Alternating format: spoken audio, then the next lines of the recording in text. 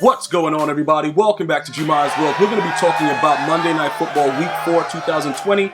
Obviously, if you guys are just watching this right now, you guys would have known that the Patriots-Chiefs game was moved one day later due to a positive test by Cam Newton, and a lot of things changed up because of that.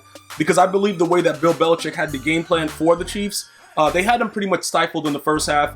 It would have been a lot different with Cam there, but it didn't work out that way. So we're going to go ahead and take a look at some of the things that kind of, affected what was going on there. Let's go ahead and take a look at Aaron Rodgers, though, first. We'll end the video off with, talking about Tom Brady and those Chiefs. But Aaron Rodgers is spectacular. Now, this guy, Tonian, I saw he and George Kittle were tweeting each other and all kinds of stuff was going on. They kind of hung out. I don't know what he learned from him, but 3 touchdowns is crazy. Now, a lot of people that I spoke to didn't really have him familiar with him in their fantasy teams. Some people did, but this was ridiculous, bro. The dude had 6 receptions. He had 6 targets, 3 touchdowns, 98 yards, whatever, but the 3 touchdowns are crazy. But if you look at Aaron Rodgers, 27 of 33, 327 yards, 4 touchdowns. Now, I know we're dealing with a team that sucks. Like, I'm not going to sit up here and act like, I don't know how, has Dan Quinn been fired yet? Like, how does this guy still have a job, dude? Like, this guy is just doing whatever. They got to give him a Bill O'Brien treatment, dude. Like, that dude just needs to go. Aaron Jones wasn't as good as we would like. For those of you guys that regularly rely on him on your teams, 15 carries, 71 yards. Wasn't really doing much. 5 receptions, 40 yards. He had 1 TD in the passing game, but he wasn't really as exciting as we thought he would be. But I just want to focus on the fact that a lot of people wrote off the Green Bay Packers after they drafted Jordan Love. They thought that, Aaron Rodgers would just, revolt and, he's a prima donna and all this stuff like that. The way he's playing right now, guys, I got to tell you, man, I like what I'm seeing. If you're a Packers fan, you definitely got to be excited about what's going on because, realistically speaking, it's just something that, people can actually, get a grip with. You know what I'm saying? Like, you can feel like they're going to go out there and make some plays because defensively, they're playing pretty well also. Now, as far as like, things that are like his kryptonite, Aaron Rodgers, Richard Sherman is injured. If you go back and look at, even when Richard Sherman was on the Seahawks, whenever Aaron Rodgers faced off against any team with, Richard Sherman, he was always scared. That's the guy that was really his kryptonite, in my opinion, and I don't think he's the same guy. So I think Aaron Rodgers is just playing, with he's cool, collected, and just ready to go, in my opinion. Matt Ryan now. This is a guy that I watched this game, and I saw this man throw the ball with 2 defenders right there. Now, obviously, the defender swatted it, and the guy ended up catching it. I know you guys know about the pass that I'm talking about. My point of the matter is, though, the dude is blind in both eyes and can't see out. Look, he's blind in one eye and can't see out the other. Okay? This guy is out of control. Now, without Todd Gurley's 2 touchdowns, this game would have been a wash. All right? And even though one of Todd Gurley's touchdowns, it doesn't look like anybody wanted to tackle him. It was just like a sad situation. But I'm going to tell you this again.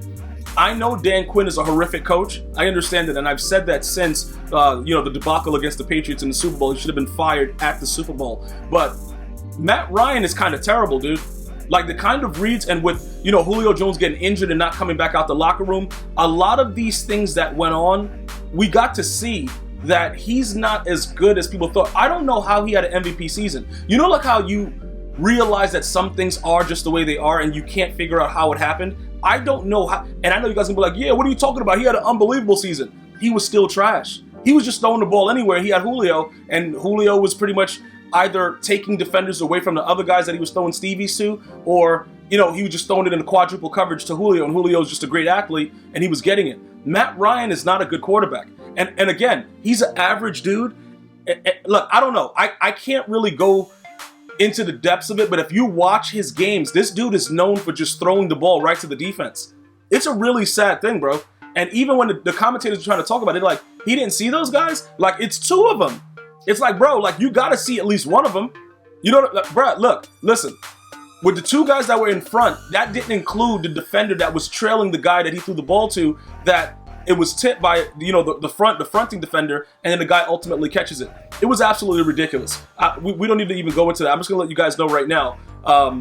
Look out for Aaron Rodgers. That dude should be in the MVP conversation. Patrick Mahomes. Now, this game right here was changed, in my opinion, on a play that was blown dead that should have been a fumble. Okay? If that fumble stands, that game is a whole different scenario because they pretty much they contained Patrick Mahomes. Mahomes boy was normal in the first half. They started to click in the second half. But let me just say this right here, right? I was very impressed on the game plan from Bill Belichick. You know, defensively, this is a track team. And a lot of people don't understand how fast McCole Hardman is. They don't realize the speed of Tyreek Hill. They don't understand, you know, Edwards-Helaire. These dudes are out there to ball. And they were maintained relatively, you know, it was a good job. I got to say that. The Patriots played a very, very good defensive game in the first half. They started to click a little bit in the second half, and we know what happened, whatever. But there were some blown calls. There were some things that kind of, you know, went against the Patriots. But this is why I say I'm just waiting patiently for Bill Belichick to find out exactly what's going on. Hopefully, you know, Cam Newton quarantines, he gets ready to go. We see now why he took that chance on Cam Newton. We're going to talk about Stidham and Hoyer in a second. They both suck. But, you know, I looked at the way defensively this the scheme was, the rolling coverages, and it's just so, it's really intense to watch a game like this because you expect the Chiefs to just run through everybody. And this game could have turned completely the other way. You know what I'm saying? Because all you needed was a little bit of offense on the other side from the Patriots and the refs to not blow that call dead with that fumble. And the game kind of turns a different way. And unfortunately, a lot of things like that, it happens in these games, and you got to be ready to go and keep fighting, and I understand that. But sometimes when you're already down a player like Cam, and I'm not saying Cam is like an MVP. I think he has a chance to be the comeback player of the year, even with missing this game. But you need him out there to see what he can do when the momentum is on your side, and that didn't happen. Now, Brian Hoyer starts the game, right? The dude looks absolutely horrific for the most part. Like a regular, you know, he's a 12-year veteran or something like that, you know, Voyager all over the place. The dude sucks. But that sack that he took at the end of the half, I would cut him from the team. Let me know if you agree, Patriots fans. See, for me, I don't have tolerance because I want to win my games. And if you're that idiotic that you're going to take a sack at the end of a half where you just cannot take a sack, that's a turning point, bro. You let them go into the half 6-3 when it could be tied. Like, those are things, those are critical parts of the game. And I've always said to everybody, even when he was with the Browns and they thought he was being good, you know, he had a couple good games or whatever. Brian Hoyer is a terrible quarterback. Like, you know, like we gotta just call it how we see it. I don't know how he's a backup, and there's so many other players that have potential that are not backups. You know, obviously he started because Cam Newton situation, but the dude's terrible.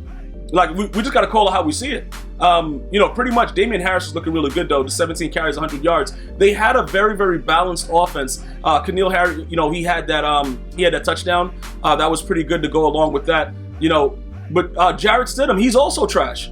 You know, like, this is just ridiculous, the stuff that's going on. And I don't believe you have those turnovers and the way that the game goes if Cam Newton plays. But it's a lot of things that they did that I just explained that it just took them out the game. They could have played a lot. Bro, this game would have been a lot closer. It could have been, you know, they could have shocked the world.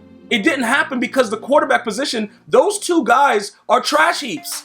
They have no business being on any team in the NFL. I don't care, dude. Like, you got to understand. You got to be able to come in and make plays for a team when that time comes. You got to be able to do stuff. And these guys ain't doing stuff. Like, they're just out there. So in my opinion, the Patriots would have probably had a better chance if Cam Newton played and they didn't have to deal with those two trash cans, but they did a great job containing a track team in the Kansas City Chiefs. I want to thank you guys for watching. Definitely check back next week as we continue to talk more football. Until next time, one love, y'all.